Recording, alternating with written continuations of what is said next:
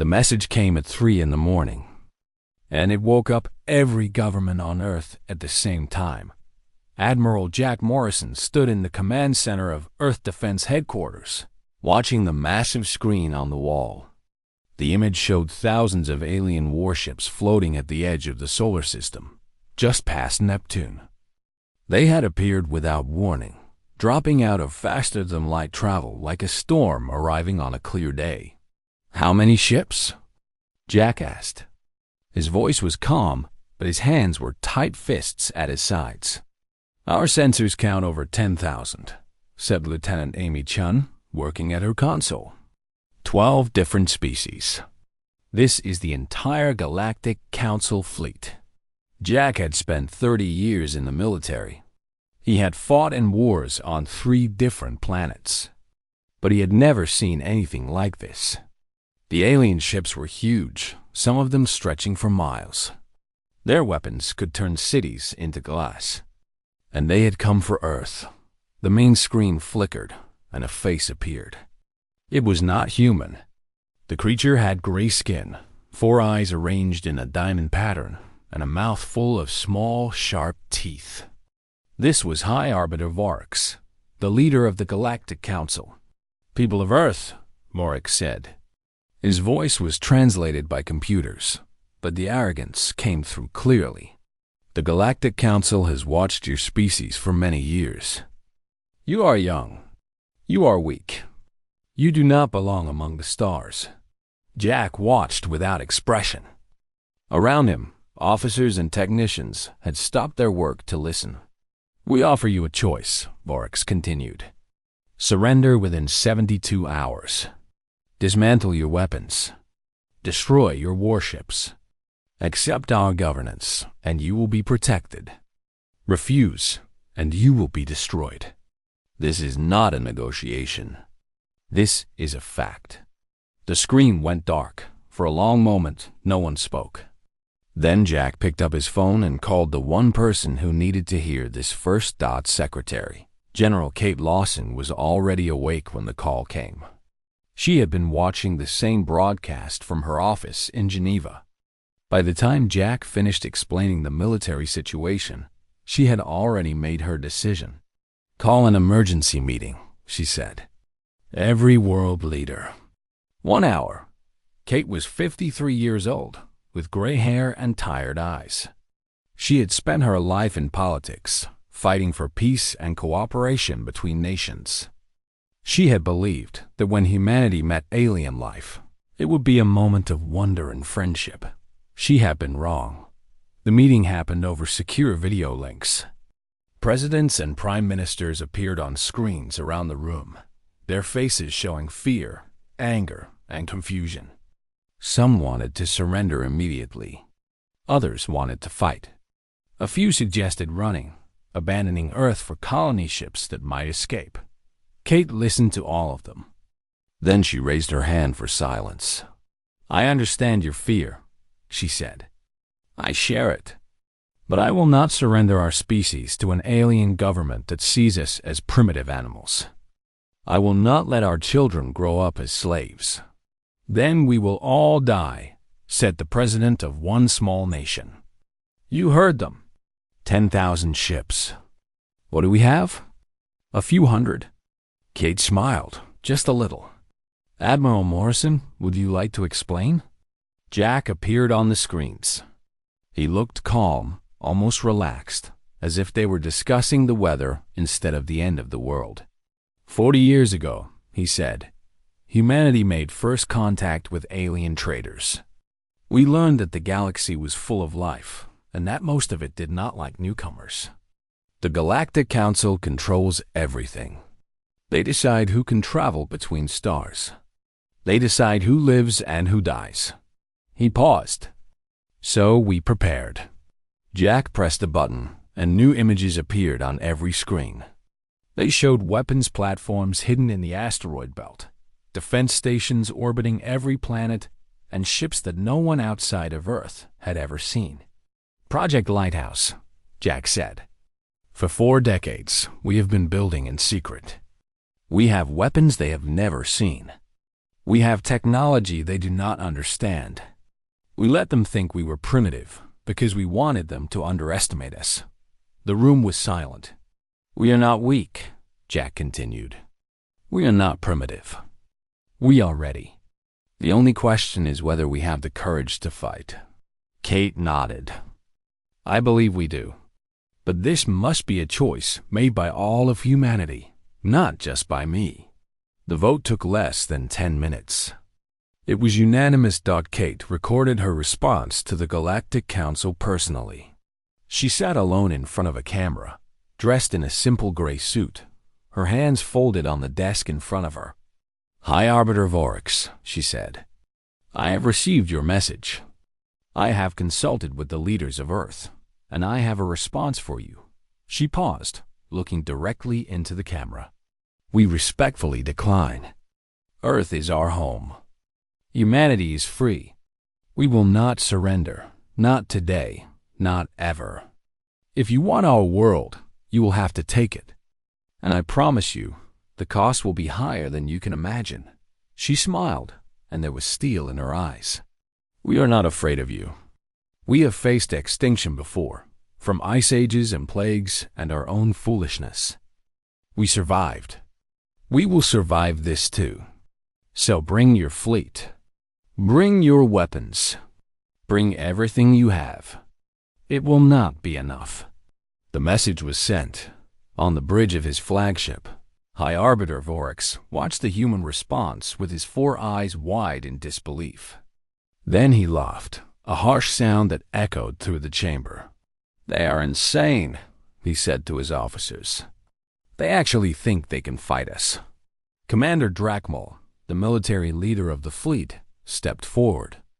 He was from a warrior species, with thick scales and claws that could tear through metal. Give the order, High Arbiter. Let me crush them. Vorix nodded. Begin the advance.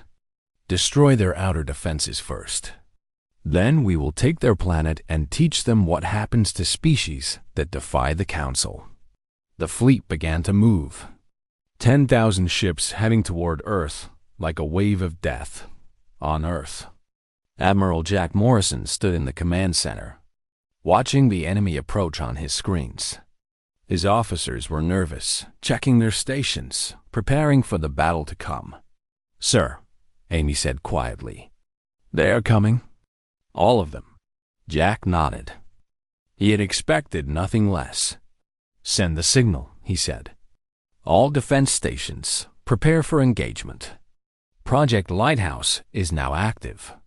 He looked at the screen one more time, at the thousands of alien ships heading toward his home. They have no idea what they just started, he said softly.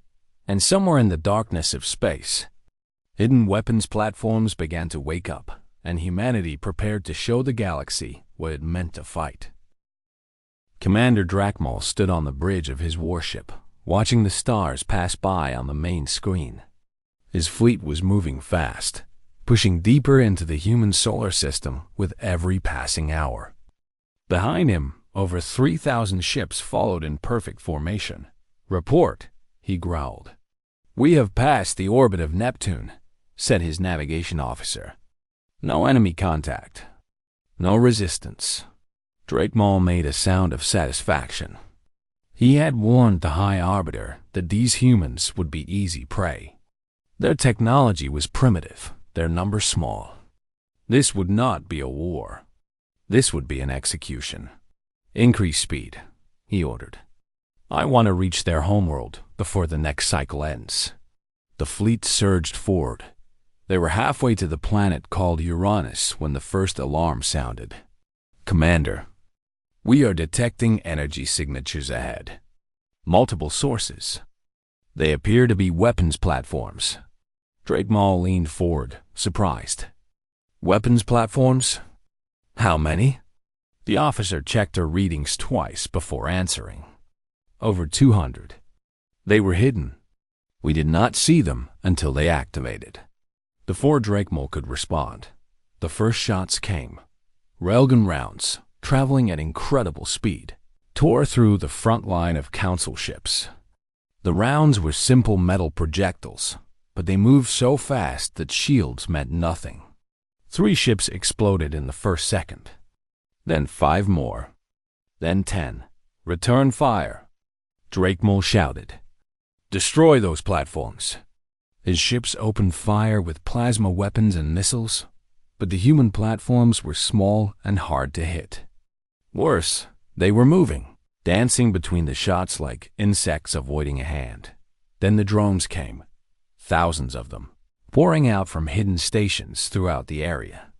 They were small, fast, and carried explosive charges. They flew straight at the council ships, crashing into holes and detonating.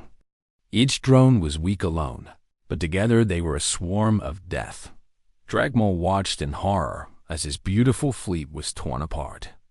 Ships that had conquered entire worlds were burning, their crews dying in the cold darkness of space. Fall back, he ordered. Fall back to safe distance. The retreat was chaos. More ships died trying to escape than had died in the initial attack. By the time the fleet reached safety, Drakemole had lost over 800 vessels, 800 ships. Gone in less than an hour, far away, on the bridge of the USS Ironclad.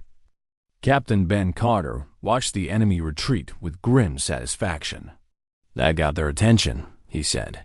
His ship was old by human standards, but it had been upgraded with the best technology Earth could build. It was fast, tough, and packed with weapons that the Council had never seen. Sir, the enemy fleet is regrouping near Saturn, reported his first officer, a young woman named Rachel Park. Ben nodded. They will come back, and they will be angry. He turned to his chief engineer, Lisa Tran. She was small, with quick hands and quicker eyes. She spent most of her time in the engine room, making the impossible possible. Lisa, how is the adaptation program working? Lisa looked up from her tablet. Better than expected. We are already analyzing their shield frequencies. Give me a few more hours, and I can adjust our weapons to punch through their defenses like paper. Good. We will need every advantage we can get. The next attack came 2 days later.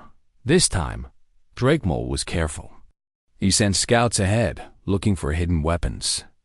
He spread his fleet out, making them harder to hit. He moved slowly, checking every moon and asteroid for traps. But Captain Ben Carter did not fight fair. The Ironclad led a strike group of 12 fast ships. They did not try to stop the enemy fleet. Instead, they went around it, hitting supply ships and communication relays. They would attack, destroy their targets, and disappear before the enemy could respond. Hit and run, Ben explained to his crew. We cannot beat them in a straight fight. Not yet, so we make them bleed. We make them scared. We make them doubt every shadow and every star. The tactic worked. Council supply lines fell apart. Ships ran out of ammunition and fuel. Commanders started seeing threats everywhere, slowing their advance to a crawl, and then Ambassador Zeleth made contact. She was a Valorian, a species known for their tall, thin bodies and silver skin. She had served on the Galactic Council for many years, but she had always been uncomfortable with how the Council treated younger species. Her message arrived through a hidden channel, coded in a way that only human intelligence could decode. I am taking a great risk, she said in the recorded message. If the Council discovers this communication, I will be executed. But I cannot stay silent while an innocent species is destroyed. Daniel Wright, Earth's lead intelligence officer, listened to the message in a secure room deep under the Swiss mountains.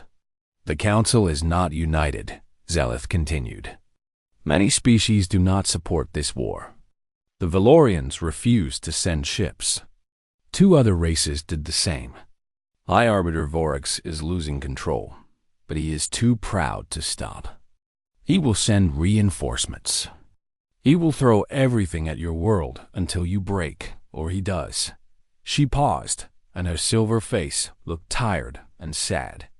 I do not know if you can win, but I know that you deserve the chance to try. I will send you what information I can. Battle plans, fleet positions, weaknesses in our technology. Use them well. Daniel immediately sent the message to Admiral Morrison.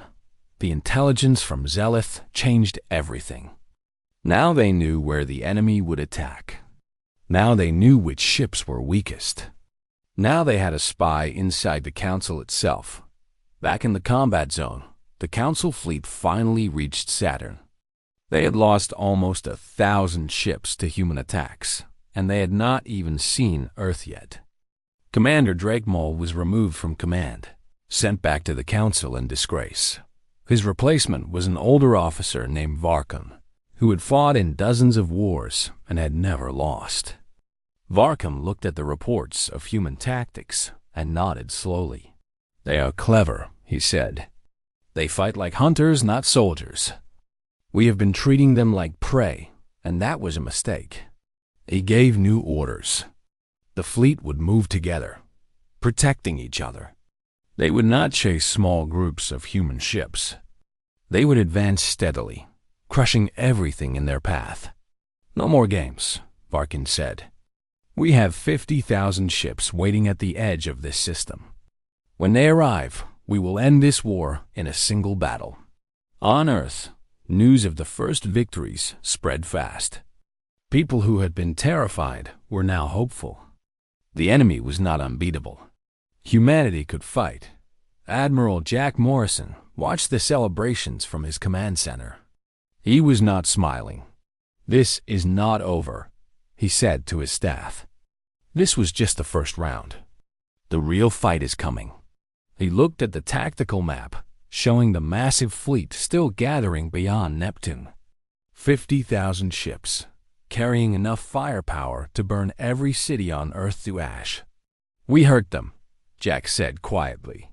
"Now they will try to destroy us. Everyone get ready. The hard part has not even started." Outside the window, the sun was setting over the mountains. It painted the sky in red and gold, beautiful and peaceful. Jack wondered how many more sunsets humanity would see, but he did not despair. He had spent his whole life preparing for this moment, and he was not done fighting, not even close. The silence after the battle was the strangest part. For days, the space around Earth had been filled with fire and screaming metal. Now there was only quiet. The enemy fleet was gone, running back to Council space with barely half the ships they had arrived with. Over 30,000 Council vessels had been destroyed. The invasion was over. Admiral Jack Morrison stood at the window of his command center, looking up at the night sky. Somewhere out there, rescue teams were still searching the debris field, pulling survivors from escape pods and damaged ships. They had found Ben Carter 12 hours after the battle. His escape pod had been drifting among the wreckage of the enemy flagship, its beacon nearly dead. The medics said he would live, though it would take months for him to fully recover. A hero. That was what the news called him. The man who had rammed his ship into the enemy flagship and survived. Morrison was not sure he believed in heroes.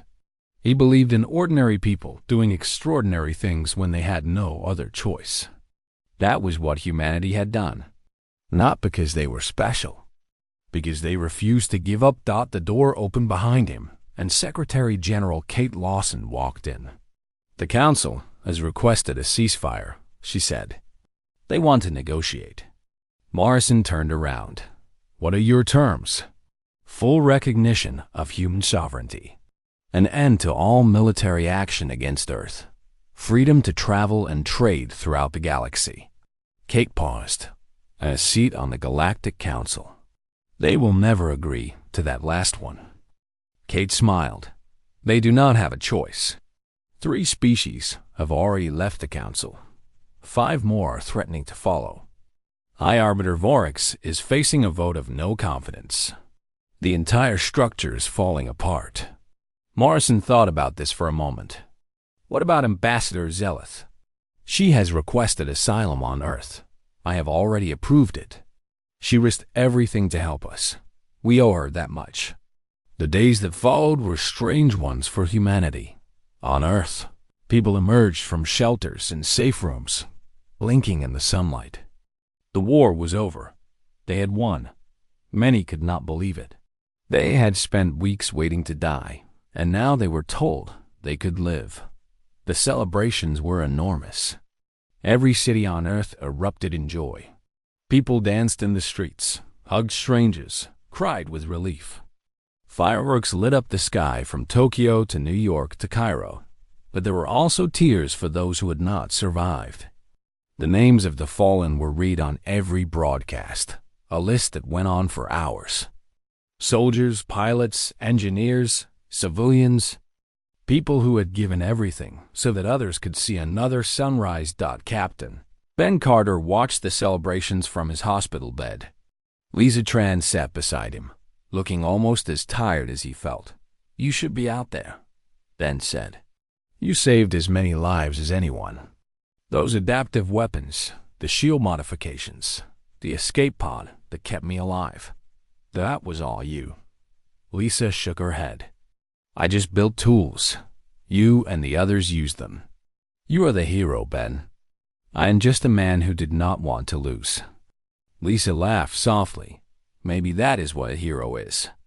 3 months after the battle, the first official delegation from a former council species arrived on Earth. Ambassador Zeleth led them, her silver skin catching the light as she walked down the ramp of her ship. Behind her came representatives from the Valorians, the Tarkesh, and the Malori, 3 species that had broken away from the council and wanted to build something new. Kate Lawson met them on the landing pad.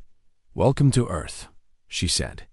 "I hope this is the first step toward a better future for all of us." Zeleth took Kate's hand in her own. "Thank you for trusting me. I know it was not easy. Your people had every reason to hate all aliens after what the council did." "We do not hate anyone," Kate replied. "We just want to live in peace. If you want the same thing, then we are already friends." The negotiations took months, but in the end, they succeeded. A new alliance was formed, called the Free Worlds Coalition. Earth was a founding member, equal to species that had been traveling the stars for thousands of years. It was not easy.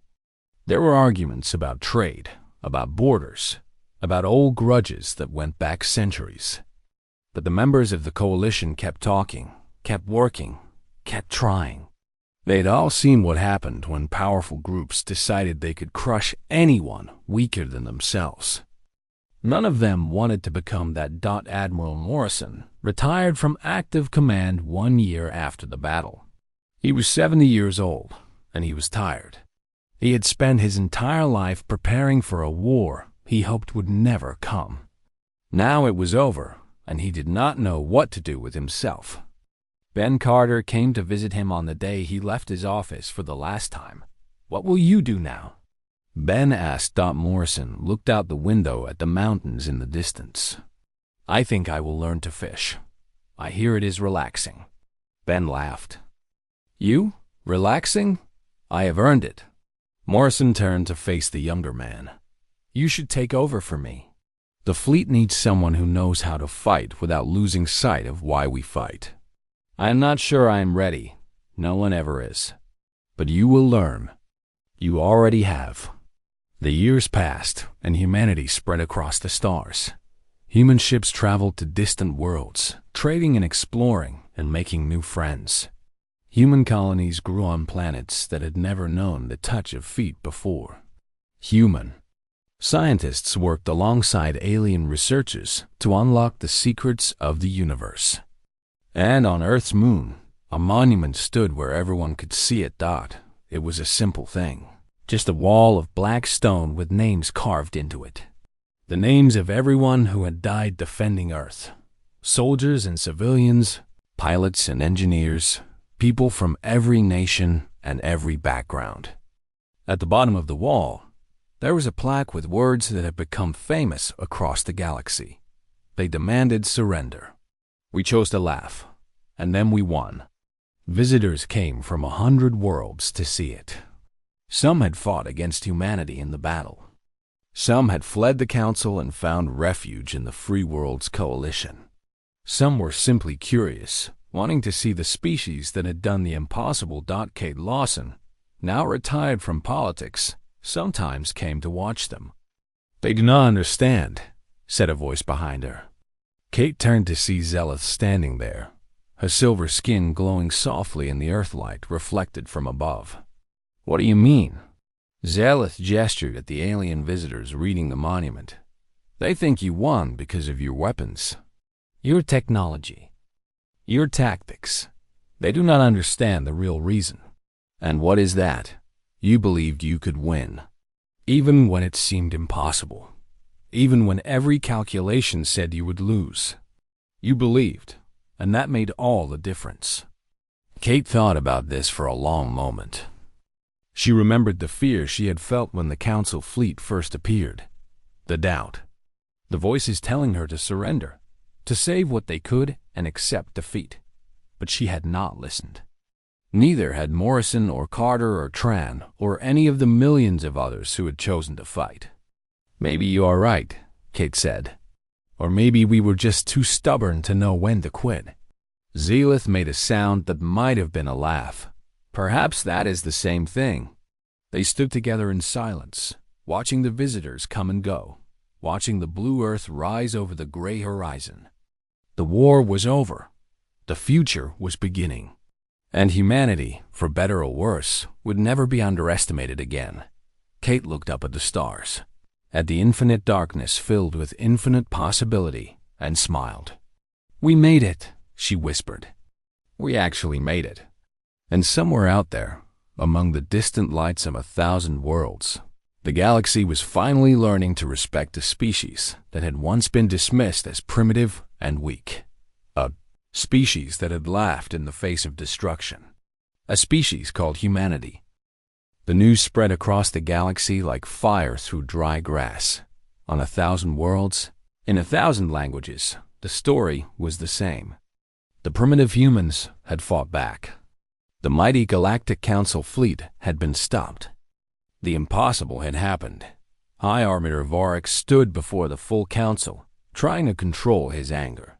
The chamber was enormous, filled with representatives from every member species.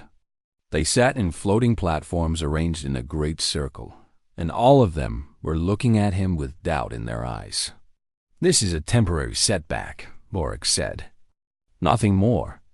The humans surprised us with hidden weapons. It will not happen again." A Valorian representative rose from her platform. "Temporary. You have lost almost 1,000 ships." Commander Drakmol was removed in disgrace. "How many more ships must die before you admit this war was a mistake?" Murmurs of agreement came from around the chamber. "There was no mistake," Vorik said coldly. "The humans are dangerous. They have been hiding their true strength from us for decades. This proves we were right to act. If we had waited longer, they would have become too powerful to stop. Or perhaps," said an old Kreth diplomat, "they would have remained peaceful, and we could have welcomed them as members of the council instead of making them our enemies." Vorik slammed his hand on the podium. "Enough. I am calling for full mobilization. Every member species will send their reserve fleets. We will gather a force so large that no hidden weapons can save them." The vote was close, closer than any vote Vorik had faced before. 3 species refused to participate at all, including the Valorians. But the majority still supported the war, driven by fear of what humanity might become if they were allowed to survive. 50,000 ships would become 70,000. The full might of the Galactic Council would descend on one small planet, on Earth. Secretary General Kate Lawson prepared her response. She sat in a simple room, facing a camera. Behind her was a window showing the blue sky of Earth, dotted with white clouds. She looked calm, even peaceful, but her words carried across the stars. "Citizens of the galaxy," she said, "I am Kate Lawson, speaking for the people of Earth. I know many of you have been told that we are primitive, that we are dangerous, that we must be controlled for the good of the galaxy." She paused, letting her words settle. "I am here to tell you the truth. We did not ask for this war. We have never attacked another species. We have never threatened the Council or its members. We wanted only to live in peace, to explore the stars, to meet our neighbors, and learn from them. The Council came to us with weapons drawn. They demanded our surrender. They told us we would be enslaved or destroyed. We had no choice but to defend ourselves." Kate leaned forward slightly. "But I am not here to ask for your sympathy. I am here to offer you something better. Friendship, trade, cooperation between equals. Any species that wishes to deal with humanity fairly and honestly will find us to be good partners. We do not want an empire. We do not want to rule others. We want only freedom and respect. The door is open. All you have to do is walk through it." The message was sent on every frequency humanity could reach. The Council tried to block it, but they were too slow. Independent traders copied it and spread it further. Colonies on the edge of Council space heard it and wondered. Scientists and philosophers debated what it meant. For the first time in centuries, people across the galaxy were questioning the Council. Daniel Wright received reports from his intelligence network with growing excitement. "The Council is fracturing," he told Admiral Morrison. 3 species have already refused to send more ships. At least 5 others are having internal debates. The Valorians are openly calling for peace negotiations. Morrison nodded, but his face remained serious. "That helps, but it does not change our immediate problem. 70,000 ships are still coming. Even if half of them turn back, we cannot survive a direct attack by that many enemies. Then we need to change the battle," Daniel said. "Ambassador Zeleth has sent new intelligence. She knows where the enemy fleet will gather, how they will approach, and which commanders are leading which forces. Can we trust her?" "I believe so. She has risked everything to help us. If the Council discovers what she has done, they will kill her slowly and painfully." Morrison thought about this for a long moment. Then he made his decision. "Share everything with Captain Carter and Lisa Tran. I want our fleet ready to use every piece of information we have. And reach out to Zeleth. Tell her we are grateful, and ask if she can arrange a meeting with any other species that might want peace." Across the solar system, humanity prepared for the final battle. Lisa Tran worked without sleep, leading a team of engineers who took apart captured alien technology and made it their own. Enemy shield generators were studied and copied. Weapon systems were improved. Every ship in the human fleet received upgrades that would have taken years under normal circumstances. "The enemy uses plasma weapons that burn at 12,000 degrees, Lisa explained to Captain Carter. "But their shields are weak against kinetic impacts. Our railguns can punch through if we hit the same spot twice. And their sensors? Limited. They rely on active scanning, which we can detect from far away. Our ships can run silent, using passive sensors only. We will see them before they see us." Carter smiled. "Good. What about the new missiles?" Lisa held up a small device. "Adaptive warheads. They analyze the enemy shield frequency in flight and adjust their explosive yield to match. First hit weakens the shield. Second hit destroys the ship. You built these in 2 weeks? I built these in 10 days. The last 4 days were testing. On the Galactic Council flagship, the newly assembled Armada received final orders. 70,000 ships from 8 species, carrying millions of soldiers and enough weapons to crack a planet in half. Commander Vaughn stood before his officers. His old face is set in hard lines. "I will not lie to you," he said. "The humans have proven to be more dangerous than we expected. They fight with intelligence and creativity. They do not follow the rules of war that we know." He paused, looking at each officer in turn. "But they are still only one species. One planet. One fleet. We have the numbers. We have the experience. We have the full power of the Galactic Council behind us. This time, there will be no retreat. We will advance together, overwhelming their defenses with sheer force. And when we reach their homeworld, we will teach them the cost of defiance." The Armada began its final approach. On Earth, people looked up at the night sky and wondered what was coming. Some prayed. Some cried. Some gathered with family and friends to share what might be their last moments, but many others went to work. Soldiers reported to their posts. Engineers checked their systems. Pilots climbed into their ships. They were afraid, but they did not run. Admiral Morrison stood in his command center, watching the enemy fleet appear on his screens. 70,000 points of light, moving toward Earth like a wave of stars. "All stations report ready," Amy said quietly. Morrison took a deep breath. This was the moment everything had been building toward. Decades of preparation. Years of sacrifice. Millions of people working in secret to give humanity a chance. "Send the order," he said. "All ships, all stations, all weapons. This is it. Today we fight for everything we have.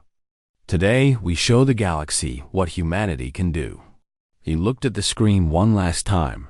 "Today we make history." The battle began at dawn, Earth time. 70,000 Council ships poured into the solar system like a river of death. They came from every direction at once, splitting into 3 massive groups. One headed for Mars, one headed for the asteroid belt, and one headed straight for Earth. Admiral Morrison watched the tactical display from his command center, tracking every enemy ship, every human defender, every weapon platform waiting to fire. "They are trying to overwhelm us," he said. "They want us to split our forces, to defend everything at once. What do we do?" asked Amy, her voice tight with tension. "We do exactly what they expect. We defend everything, and we make them pay for every inch." The first group of enemy ships reached the Mars colonies and found Captain Ben Carter waiting for them. The Ironclad led a fleet of 50 human warships, arranged in a defensive formation around the Red Planet. Behind them, civilian transports were evacuating the colonies, carrying hundreds of thousands of people toward the safety of Earth. "All ships, hold formation," Ben ordered. "We just need to buy time. 10 hours. That is all. Keep them busy for 10 hours, and the civilians get away clean." The enemy commander laughed at the tiny human fleet. 50 ships against 20,000. It would be over in minutes. Then the human ships opened fire. Lysatran's adaptive weapons worked exactly as designed. The first volley of missiles punched through enemy shields like they were not there. The second volley tore apart the ships behind them. In 30 seconds, the enemy lost 200 vessels. They kept coming. The battle around Mars became a nightmare of fire and metal. Human ships darted between the enemy formations, too small and fast to hit easily. They fired constantly, their weapons always finding the weak points in enemy armor. But the numbers were too great. One by one, human ships started to fall. "Sir, we have lost the Defender and the Swift Strike," reported Rachel Park. "The Columbia is badly damaged." Ben watched 2 more ships explode on his screen.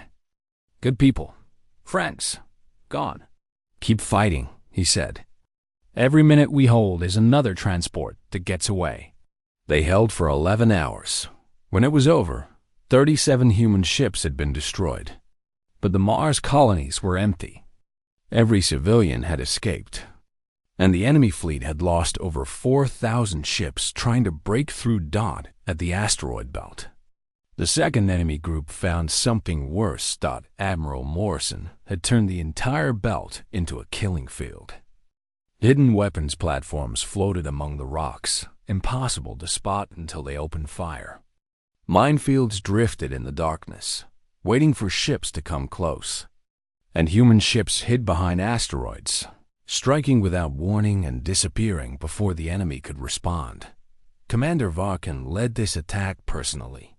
He had expected resistance, but not like this. "They have turned these rocks into a fortress," he said, watching his ships die. "Every asteroid could be a weapon. Every shadow could hide an enemy. Should we retreat?" asked his second officer. "No, we push through.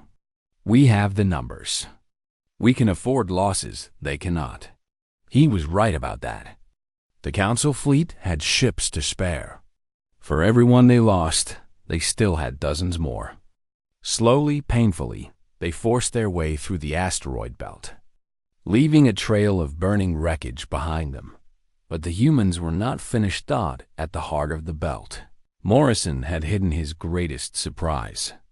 Project Lighthouse's final phase, a network of massive railgun platforms, each one capable of firing projectiles the size of buildings at incredible speeds. When the enemy fleet reached the center of the belt, the platforms activated. The first shot destroyed a Council battleship instantly, punching through it from front to back. The second shot took out a cruiser. Then the platforms started firing together, a continuous stream of death that tore through the enemy formation like a knife through paper. Varkin watched in horror as his fleet fell apart around him. "Pull back," he shouted. "All ships, pull back." The retreat was a disaster. Ships crashed into each other trying to escape. Mines exploded among the panicking vessels. By the time the survivors reached safe distance, they had lost over 15,000 ships. But the third group, the one heading for Earth, was still coming. Admiral Morrison knew this was the real battle. The attacks on Mars and the asteroid belt were distractions meant to weaken Earth's defenders.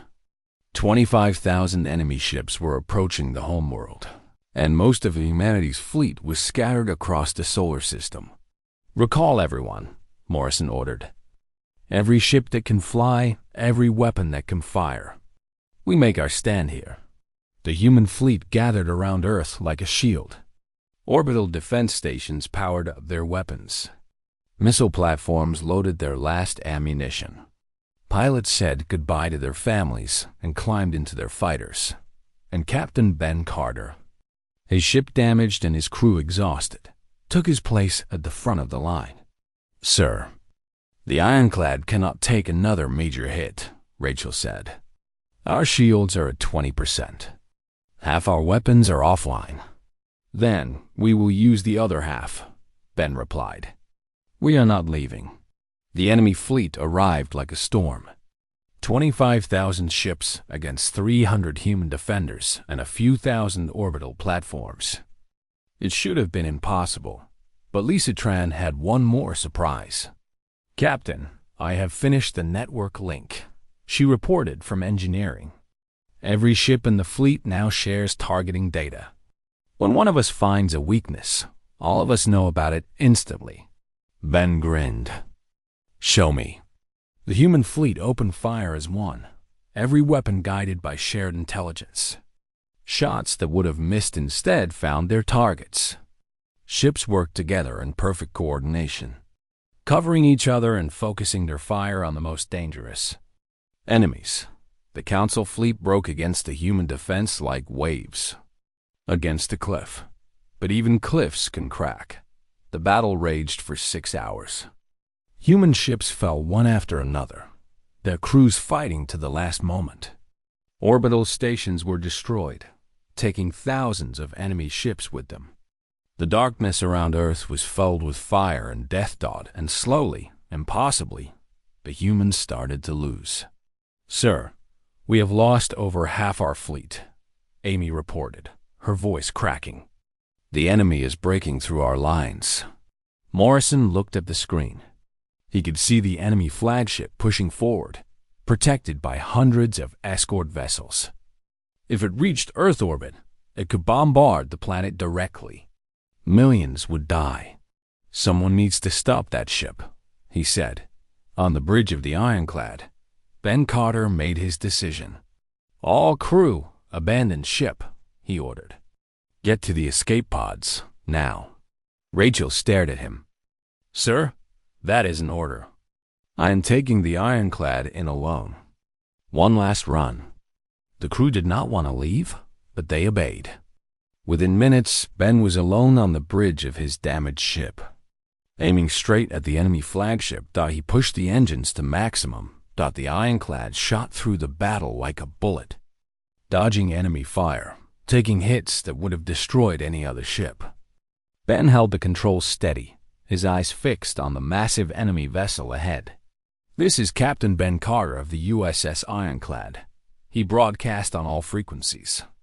Tell your High Arbiter something for me. Earth does not kneel. He hit the enemy flagship at full speed. The explosion lit up the sky above Earth, visible even from the ground.